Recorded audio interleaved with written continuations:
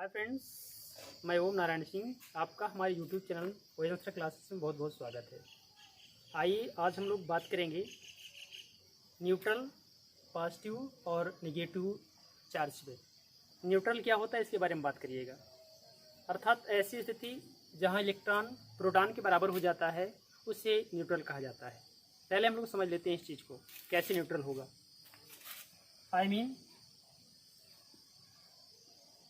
Electron is equal proton, that is neutral. अर्थात जहां electron proton के बराबर हो जाएगा उसे न्यूट्रल कहा जाता है या न्यूट्रल चार्ज कहा जाता है। आइए सेकंड नंबर की अगर हम बात करें, सेकंड पर आते हैं। Suppose that plus plus plus plus plus plus ऐसा हुआ। क्योंकि हम लोग आगे बढ़ रहे हैं, पॉजिटिवली चार्ज में चल रहे हैं। पॉजिटिवली चार्ज तब आएगा, तब हम लोग कहेंगे जब इलेक्ट्रॉन छोटा होगा, प्रोटॉन बड़ा होगा। यहाँ पर हम दिखाएंगे electron is less than proton, अर्थात इलेक्ट्रॉन छोटा, प्रोटॉन बड़ा है। तो इसे क्या बोलेंगे आप? Positively charge. आगे थर्ड नंबर की बारी आती है। जैसा कि हम लोग देख पा रहे होंगे निगेटिवली चार्ज क्या होता है, जरा ग्राफ से हम लोग समझते हैं। सपोज करिएगा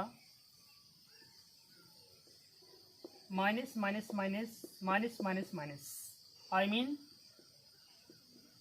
electron is greater than proton.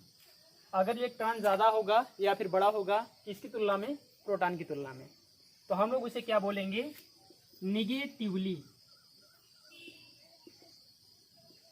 Charge.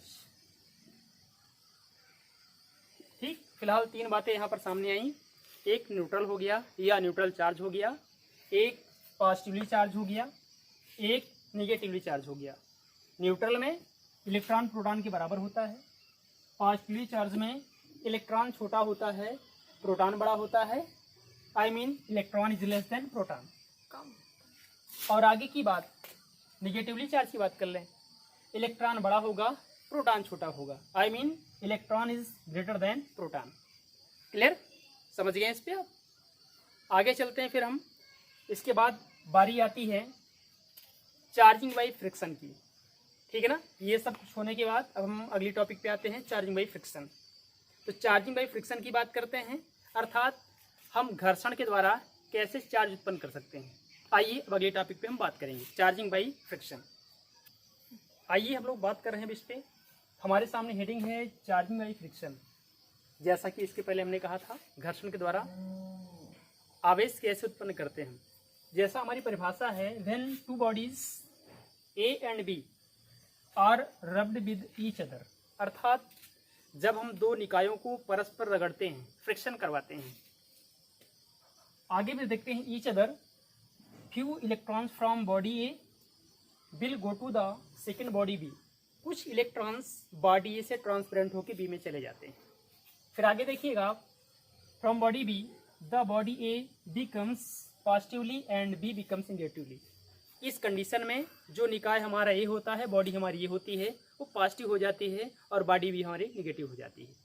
जैसे एग्जांपल हम देख लेते हैं। सपोज करिएगा ये हमारा हाथ है, इनको आपस में रगड़ते हैं। एक निकाय सिस्टम ये बन गया, बॉडी दूसरा ये बन गया। रगड़ेंगे तो एक पॉजिटिव एक नेगेटिव हो जाएगा। इसी हम क्या बोलते हैं? Charging by friction. एग्जाम्पल एक लेते हैं, देखिएगा। जैसा कि हम पाते हैं, बिफोर रबिंग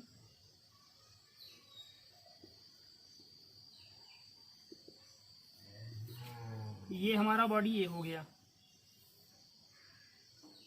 ये हमारा बॉडी भी हो गया, कुछ ऐसा। ये रगड़ने के पहले की बात है, रब्ड करने की पहले की बात है। आगे की बात करेंगे आप आफ्टर रबिंग। शायद यहाँ पर हमको मिल जाएगा कुछ ऐसा। ये धनायन बन जाएगा, पॉजिटिव हो जाएगा। Body is positive and body B is negative. इसे हम क्या बोलते हैं? चार्ज में फ्रिक्शन।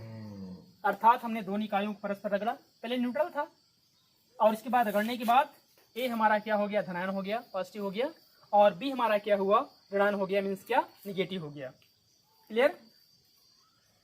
जैसा कि हम लोग देख पा रहे होंगे, हमारे सामने हेडिंग पड़ी हुई है फ्रिक्शन इलेक्ट्रिसिटी।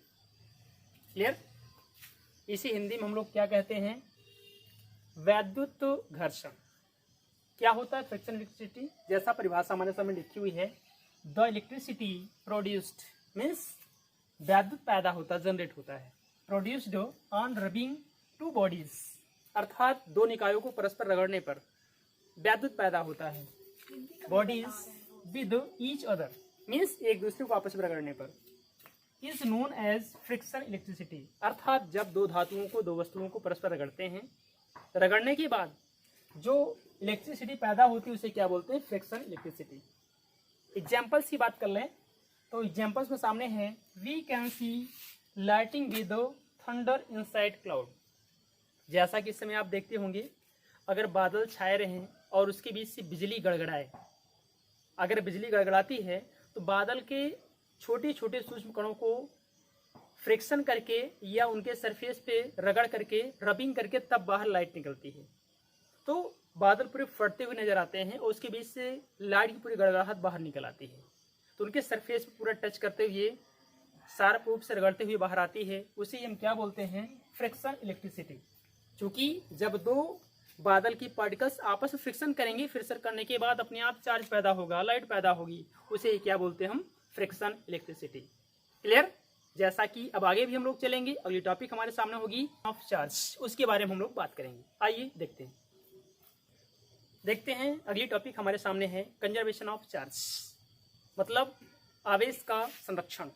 जैसा कि हमारे सामने परिभाषा है, the total charge of an isolated system remain constant, this is known as law of conservation of charge.